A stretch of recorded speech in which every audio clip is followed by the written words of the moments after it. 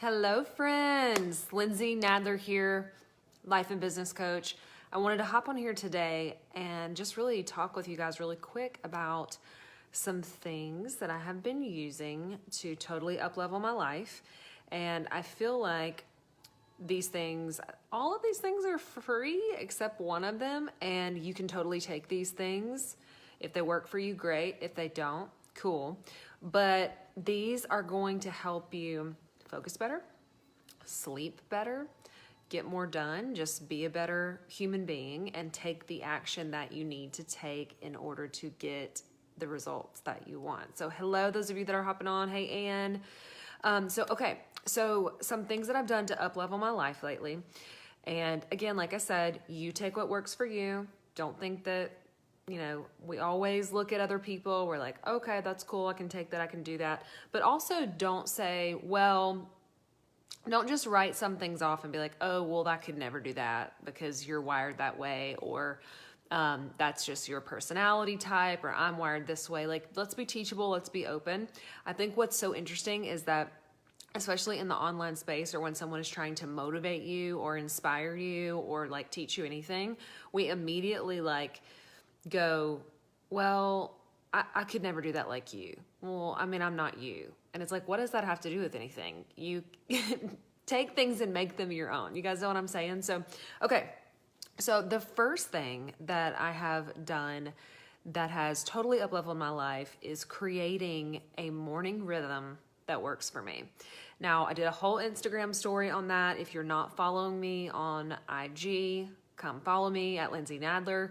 I've got a whole podcast about this in depth, but I feel like I have created a morning rhythm that is changing my life, and it's incredible because now I would say that I still don't really identify as like a morning person, but I am like waking up better. I'm getting started better. I feel better. I look forward to that morning time. Whereas before, I really didn't. And I'll talk more about that on the podcast. But here's the first thing is I am choosing to start my day from a proactive place instead of a reactive place. And the biggest thing that has helped me do that is keeping my phone on my bedside table, minimum the first hour. So what I mean is the alarm will go off and I will go brush my teeth, wash my face, put on my workout clothes, go get my coffee, and I'm beginning my rhythm, and that phone stays on my dresser until I am done with my thing that I do in the morning. And guys, it has helped me focus. It's helped me stay on task. It's helped me bring all of my ideas and my passion and all of the things that we've got going on in our brain, like ready to the table when it's time for me to sit down and work. And I want you guys to just think about this for a minute. I mean, and we all know this to be true. And like, I'm not like getting on anybody, but like just from a scientific standpoint, like our brain, like we're so ADD because we immediately start our day and we're looking at this device and it's like there's 1,000 different things and there's 1,000 different fires to put out and there can be 1,000 different things that are wanting your attention. And for me as a business owner, it's like 1 million different posts, 1 million different articles, 1 million different messages, DMs, and you can't begin your day from a reactive place. You've got to begin your day from a proactive place and set those boundaries and schedules in your life for when you're going to work and when you're going to not. And so, and just even if you're not even in business, just living your life, it will do you so much good. Maybe you can't do it 2 hours like I'm doing right now. Maybe your situation is different. You have kids or your time situation is different. But what if you could make it a point to start with 20 minutes? The whole thing that I'm trying to say is let's not immediately start our day with getting our phone, rolling over, and just doing all of this. Just try it. Try it for 30 days and see how your attention span, see how your ability to focus and to create and just how you feel makes a difference. And here's what I'll tell you, because I've heard a lot of people, I've talked to them about this and they're like, I could not imagine leaving my phone right there or, not checking in. It's like all of the things that you're checking, they're going to be there when you pick your phone back up. It's not like you're never going to see it again. It's going to be there. Like everything's going to be waiting for you. So why not spend just a little bit of time, not immediately putting yourself in a reactive space, but be proactive and take some time to do some things that you need to do to be amazing and to take care of yourself and to fuel yourself. So that's been the first thing that's helped me focus better, feel better in the mornings, live my life, and that is being proactive. And it's helped me when I keep my phone on my bedside table. And I'm telling you guys, I hit snooze on the alarm, but I don't look at my phone until at least 2 hours after I've woken up. And man, such a game changer in my life. So use that, make it work for you. Let me know how it goes. The second thing that has really, really changed the game for me is my sleep. I typically, before this, I really struggled with turning my brain off. It's not that I wasn't tired. It's not that I didn't want to go to sleep, or it's just like making me stop thinking, strategizing, whatever. And even when I would sleep, I would wake up a bunch of times during the night and I didn't wake up feeling rested or like I got that deep sleep that I needed. And so I've been hearing about this forever. I actually tried one before, but it was too heavy and it didn't work. And it is getting a weighted blanket. So I found out about this company when I went on my group coaching mastermind in Nashville a couple months ago, and I got to meet one of the owners and hear their story. And I was like, okay, I'm going to give this weighted blanket thing another chance. Turns out the weighted blanket that I had gotten first was way too heavy, and it actually just gave me anxiety. I didn't like it. So I listened to the owner of this company. It's called Waiting Comforts, and it was founded by a mother and son, and they work in it together. It's like a family business in Nashville, and they employ refugee women to make these blankets. And there's a quiz on the website, so you can find out the blanket that works best for you. If you guys are interested in that, I can put the link in the comments. There's tons of things out there like on Amazon, but I like this company because of what they stood for and that they empowered women. And I really got to meet the people, and that quiz was so helpful. So anyways, I got this weighted blanket, and you guys, it has helped me sleep so much better. It's like my blankie now. I'm like a 2-year-old. I bring my blankie everywhere. When I'm reading, I put it over my legs, and it just makes you chill. It helps you with stress and anxiety. And guys, it's not like I'm stressed out and anxious, but we don't realize just the underlying stress just from being a human on the planet that we carry. Everybody is dealing with stress. We have internal stress that takes the form of inflammation in our bodies. And so this weighted blanket has helped me sleep. It's just been phenomenal. And even when me and Rich will go upstairs and watch a movie or Netflix, he's like, I got your blanket because it's coming with me. And I've got to figure out a way to travel with it. It weighs 10 pounds, but it is amazing. And the first night it took me a minute to adjust to it. But the second and third night I would wake up and be like, oh my gosh, I didn't know sleep was supposed to be like that. It was like I was in a coma or something. But tremendous, tremendous help with the weighted blanket. So I highly, highly recommend those. It will help you sleep. It will help you relax. It's just going to help any type of inflammation, anxiety, stress that you have, and it's scientifically proven. So the weighted blanket, getting a handle, really being diligent with that, doing my best to get more sleep, or not more sleep, but better sleep, deeper sleep. And then the third thing that I've really just dialed in, that has totally allowed me to up-level my life, is journaling in the morning. And not every morning, I'm not a robot, there's flexibility, okay? But really being conscious of during the week, journaling in the mornings, during my morning rhythm that I go through, is how I want to feel for the day. So if you guys follow me on here, I talk a lot about renewing your mind. I talk a lot about choosing the thoughts that you think, becoming a master of your thoughts, of, it's one of the reasons I created the confidence mantra, because I know that when you speak affirmations, it is going to help you have a new thought that you can believe and reprogram and rewire your brain with. So if you're new to me, like that, I love that. That's one of the biggest tools that I created for women. Thousands of women have this mantra and they read it every day, and it helps you connect with who God says you are and build your business, build your life, go after your calling with confidence, which is what we're called to do. So I created that tool, but one of the things that I'm honing in on is choosing not necessarily your thoughts, but your feelings as well, and then reverse engineering that. So you'll hear me talk on here a lot, and this is like common knowledge. You probably heard this in personal growth and development. This isn't new knowledge. Everyone knows this theoretically, but we don't understand how to practice it. And it's the thoughts create feelings, feelings create actions, and the actions are creating your life. But it all begins with a thought. But how often have you asked yourself, how do I want to feel every day? Because in Christian world, in Christianese land, religious world, you're taught that your feelings are evil, or that they're not important, or that you're not led by your feelings, or and I agree that feelings are not facts. They are red flags to tell you what you're thinking.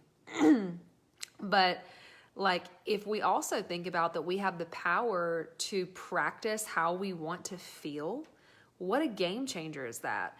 So when's the last time you asked yourself, how do I like to feel in order to be creative, or in order to do the things that I want to do? Like, so many of us, or so many of you, are struggling with feeling motivated, with feeling inspired, with feeling creative, with feeling disciplined, with feeling whatever you feel like you need to feel in order to do the things that you want to do, right?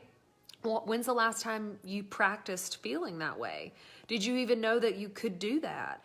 Or did you thought like feelings are out of your control and they just happen and you're a victim to your emotions? Your emotions are riding you on the roller coaster instead of you being in the driver's seat in charge of this thing, okay? So one of the things that I've done is taking my notebook, whatever I'm doing, especially if I'm struggling with a feeling or thought, and I'll say, okay, how do I want to feel right now?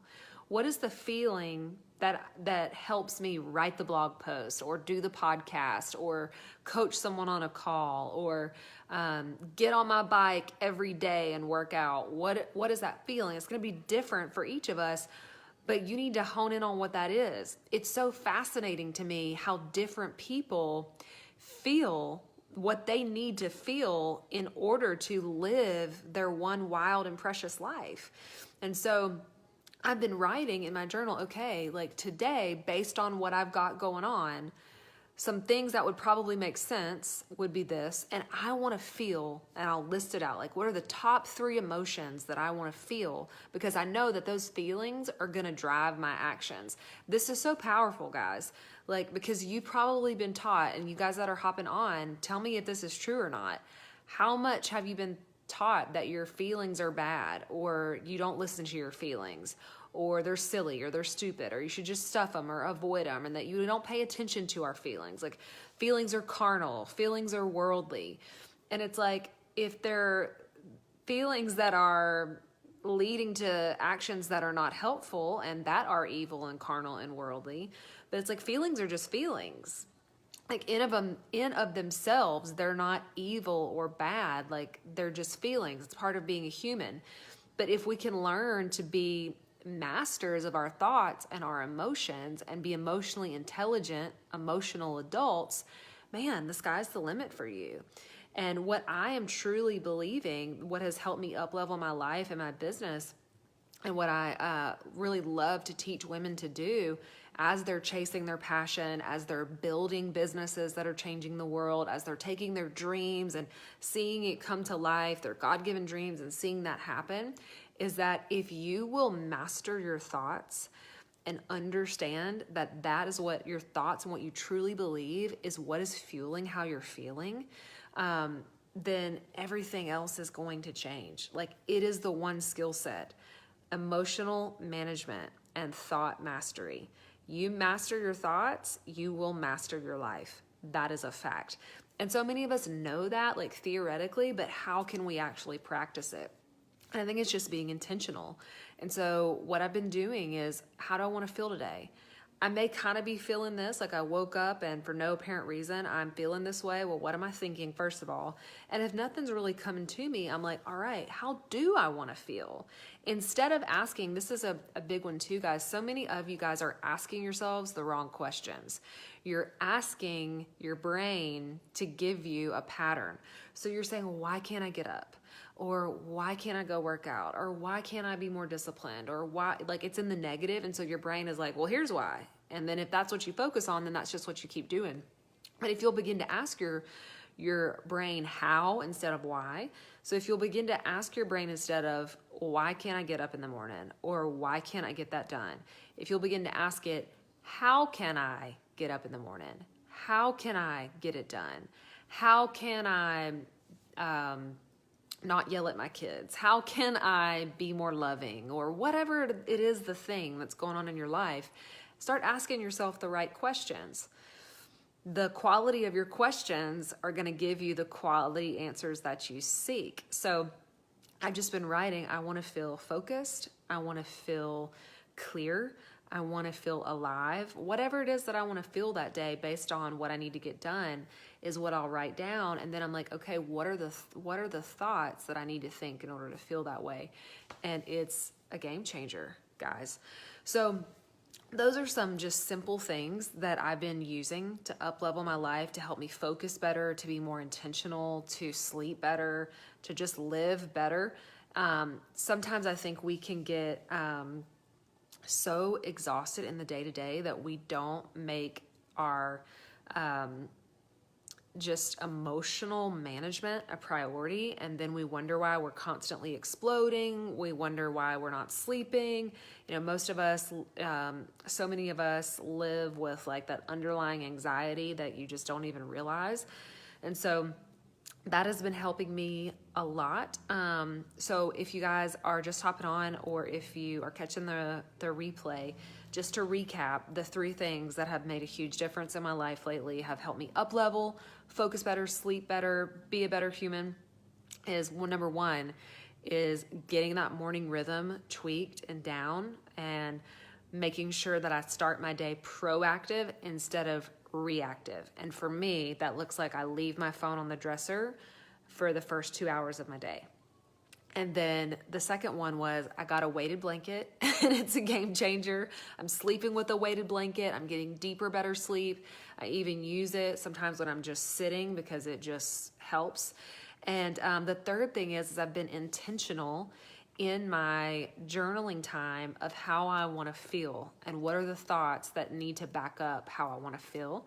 And that's been directing my day. And man, it's just been such a game changer.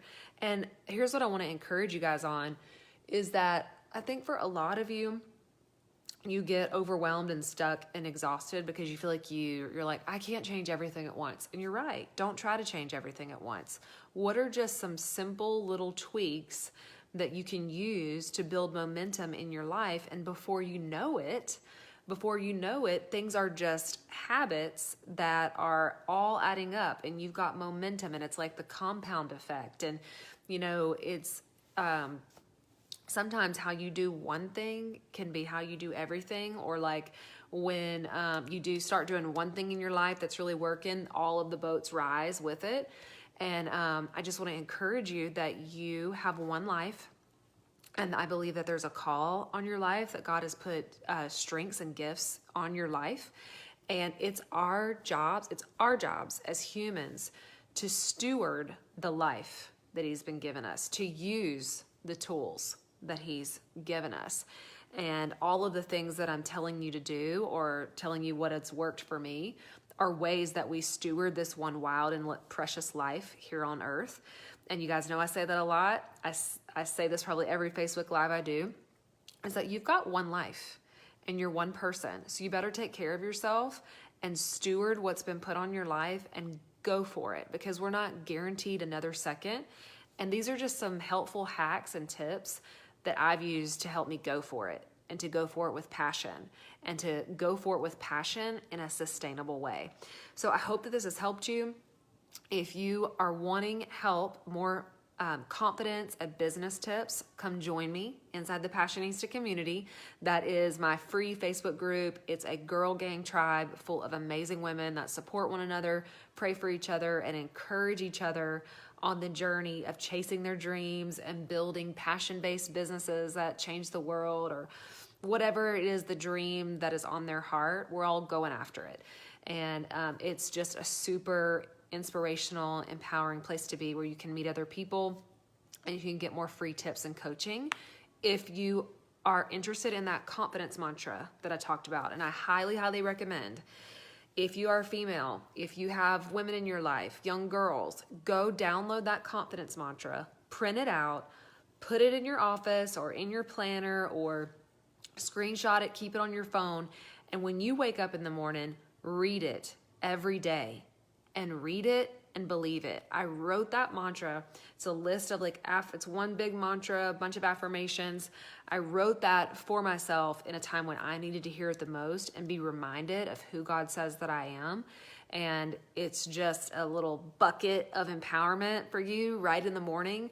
And it's so amazing to see the women that have said, this is something I read with my daughter every morning or at night. I've given this to my college roommates, just declaring the truth of who you are, renewing your mind, changing your thoughts, believing who God says that you are. And here's the thing that I'll say about affirmations: they don't work unless you believe them. So take what you whatever you read, what can you believe and really embody, and you're gonna see it change your life. So you can get that. Just go to my website, lindsaynadler.com, and you can get the confidence mantra there. And I'll put the link in the comments as well. So, okay, guys, remember, passion is everything. You have one life and you are one woman, so go for it. Chase your dreams. If you need more help with that, I'm your girl, and I will talk to you soon. So you guys have a great day.